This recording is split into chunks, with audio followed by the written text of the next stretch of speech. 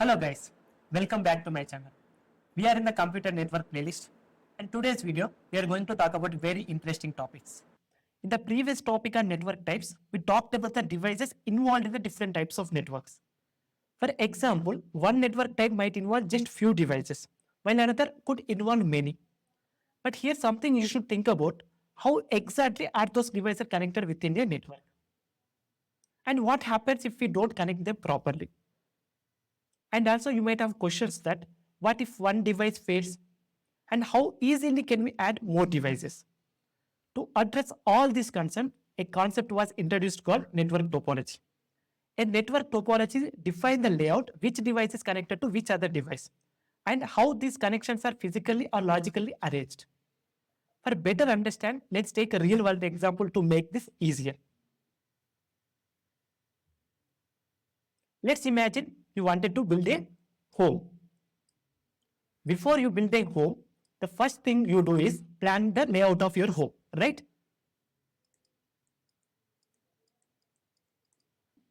Then where each room goes, then how we can connect those rooms, and how people will move around this home, right? The same way, before connecting the computers in a network, we must plan the layout, who connected to whom and how. So this layout is what we call network topology. Let's say there is no proper layout. Then network become messy and the data transfer might become slow.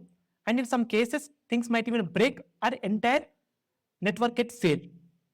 Okay. Now we understand that why topologies are important. Then let's explore the different types of network topologies one by one. Let's start with the bus topology. First, understand what is bus topology. In a bus topology, all devices are connected to a single central cable, which transfer the data in both directions. So this central cable is known as the bus. Okay, we will take general example and try to understand it better.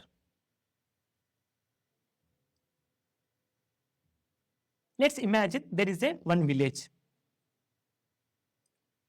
It has a long straight road where all the homes are connected to road.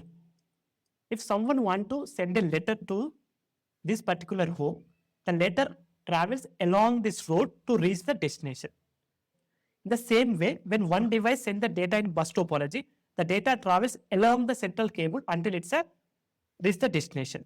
Okay, there are pros and cons of the bus topology. First, we will see the pros of the bus topology. It is very easy to set up. Okay, and it is cost effective because it requires less cable compared to other topology.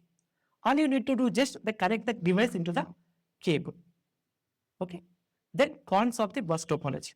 If the main cable breaks, the entire network fails. No device can communicate. Okay. If too many computers are connected to try to send out the data at the same time, it can cause the network congestion and slow performance. So this is all about the bus topology. It is very simple and low cost option, but it's not very reliable for larger or higher traffic networks. Okay. So then next type of network topology is star topology.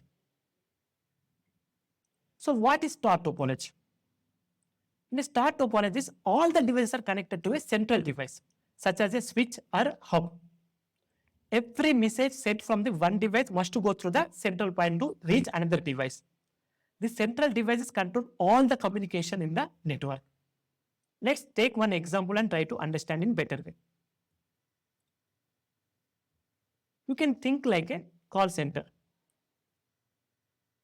Okay, where all the phones are connected to this central system. If someone want to make a call, it travels through the central system. If one phone stop working, it does not affect others. Others can still function without any issues because they are independently connected to the center. Okay, now we'll see the pros of the star topology. It is easy to manage and troubleshoot. If one device fails, it does not affect the rest of the network.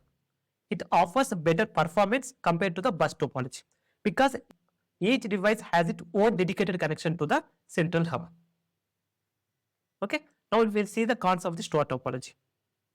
If the central hub or switch fails, the entire network goes down, and it's require more cable, which can increase the cost compared to the bus topology. So that star topology reliable and easy to manage, but depends on the central device. Okay, so let's move on the next network topology, that is ring topology. What is ring topology? In ring topology, each device is connected to other devices, forming a circular or ring-like structure. And data travels in one direction and it passes through the each devices until it reaches the destination. Let's take simple example to understand this better way. Imagine you are sitting to round table with your friends.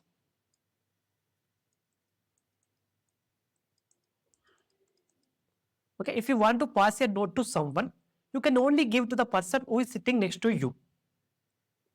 So then pass it to the next person and so on until reach that person. Everyone takes turns and the note moves one step at a time around the circle. So that's how ring topology works. Okay, and we'll see the pros of the ring topology. That data flow is predictable and organized. And it is also easier to identify errors since the data passes through the each devices in order. Then we'll see the cons of the ring topologies. If one devices or one cable fails, the entire network breaks like a cutting circuit. It is very slow compared to the star topology because the data has passed through the multiple devices. So the ring topology, it's a neat structure for small controlled networks, but not very fault tolerant. Okay. Next, let's look at the one of the robust network designs, that is mesh topology. What is mesh topology? In a mesh topology, each device is directly connected to the every other device in the network. If you look at the diagram of mesh topology, it appears like a complete web or mesh because every device has dedicated lines for all the other devices. Okay, let's take an example and understand in better way. Imagine you are a part of VIP group chat where everyone can message everyone directly. Even if one person leaves the group or goes offline, the rest can still communicate with each other. That's exactly how mesh topology works. They're highly connected and very reliable. Okay, now we'll see the pros of the mesh topology. It is extremely reliable. If one connection fails, the data can still take another path. There is no single point of failure. It ensures that high availability and fast data transmission. Then we will see the cons of the mesh topology. It is very expensive because it requires a large number of cables and ports. It becomes a complex to set up, manage, and especially in large networks. So that the mesh topology powerful and fault tolerant and but costly. Okay, so let's move on to the next type is tree topology. What is tree topology? So tree topology is basically combination of multiple star topologies connected to the main bus line. These structures look like a tree with a central backbone and multiple branches represent the star networks. You can think of its mixture of star and bus topologies. Let's take a real world example. Imagine an IT company. There is a head office which we consider that is the main bus. Each department within the company has its own internal team, just like a star network. All the departments are connected to the head office within the each department. The team members can communicate internally. This is exactly how tree topology works. It is centralized at the top but structured into the branches for the internal communication. Okay, now we will see the pros of the tree topology. It is very high scalable, so you can expand network easily. This structure is organized and hierarchical, make it easier to manage large networks. Then we will see the cons of the tree topology. If the main backbone fails, the entire network system goes down. It requires more cabling and configuration than simple star or bus setup. So that's the tree topology. It is a structured, scalable design best suited for larger hierarchical organization. Finally, let's talk about hybrid topology, that most flexible type of network topology. So what is hybrid topology?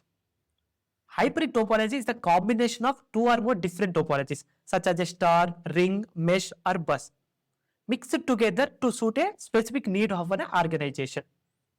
Okay, let's take a real world example. Imagine your office uses star topology on one floor and mesh topology on another. When these two are connected, they form a hybrid network. It's a mixing of ingredients to get the best features from the multiple designs. Now we will see the pros of the hybrid topology. It is very flexible and it can be customized based on the performance, cost and reliability needs. It allows you to optimize different parts of the network for a different purpose. Okay, now we will see the cons of the hybrid topology. It's often complex to design and manage, and it also requires careful planning and skilled administration. So this is all the complete overview of the network topologies. To recap, network topologies help us decide how devices should be connected in a network. It plays a key role in improving the reliability and also reducing the downtime, saving cost and space. Choosing the right topology is the creating like a blueprint. It guides how data should travel in most efficient and organized way. So that's all for today's video. I hope this helped you clearly understand network types and network topologies. We'll meet again in the next video with another exciting topic. Until then, take care. Bye bye.